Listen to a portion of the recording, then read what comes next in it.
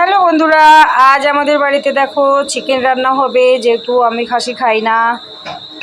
আর এখানে রসুন নিয়ে নেওয়া হয়েছে, এটা গোটা রসুন দেবে। আর এখানে পেঁয়াজ কুচি নেওয়া হয়েছে, আর আলু এখনও কাটিনি, কেটে নেব। আর এখানে তো তোমাদেরকে আগেই দেখিয়েছি, এখানে সেই কুচি মাছটা রান্না করা হবে। আর এখানে সেই রুই মাছটা দেখো, এই যে সেই রুই মাছ রান্না করা হবে। দেখো বন্ধুরা, সব এখন গুছিয়ে নেওয়া হয়ে গেছে।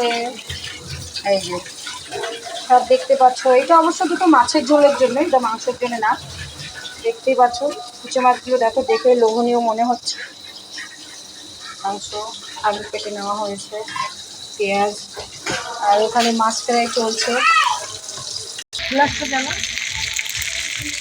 হ্যালো বন্ধুরা, দেখো আমি তেলের মধ্যে ফোড়ন দিয়ে দিয়েছি তেজপাতা, শুকনো লঙ্কা বাটা আর আদা দিয়ে, যেহেতু মাছের ঝাল করব।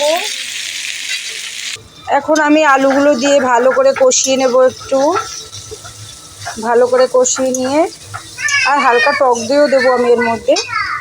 আমি একটু জল অ্যাড করলাম, কেননা কড়াইতে যখন কিছু লেগে যায় একটু হালকা জল দিলে কড়াইটা ছেড়ে যায়। কালারটা কত সুন্দর আসছে দেখো বন্ধুরা, কোনো কাশ্মীরি লঙ্কাও দেওয়া হয়নি, কিছুই না। এইটা জাস্ট ঘরের বাটা লঙ্কা দেওয়া হয়েছে। দেখো বন্ধুরা, আমি মশলাটা ভালো করে কষিয়ে নিয়েছি আলুর সঙ্গে। এবার আমি হালকা জল দিয়েছি, জলটা ফুটে উঠলে তারপর মাছটা দিয়ে সুন্দর করে জ্বালিয়ে নেব। দেখো বন্ধুরা, ঝোলটা সুন্দর ফুটে উঠেছে, এখন আমি মাছটা দিয়ে সুন্দর করে জ্বালিয়ে নেব। মাছটা আমি দিয়ে দিলাম।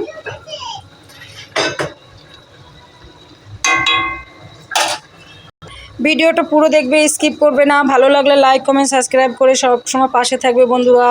তোমরা সাবস্ক্রাইব করে পাশে থাকবে, আমার তবে মনের মধ্যে উৎসাহ জাগবে যে ভিডিও করার জন্যে। আর কীরকম পরিমাণ, কীরকম ধরনের ভিডিও দেখতে চাও আমাকে তোমরা কমেন্ট অবশ্যই জানাবে। হ্যালো বন্ধুরা, আমার তরকারি হয়ে এসেছে, কালারটা কত সুন্দর এসছে দেখো।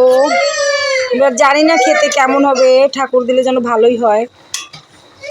এবার হয়ে এসছে, আর একটুখানি বাকি আছে, আর একটু জাল হলে তরকারিটা কমপ্লিট। দুটো আলু ভেঙে নামিয়ে দেবো।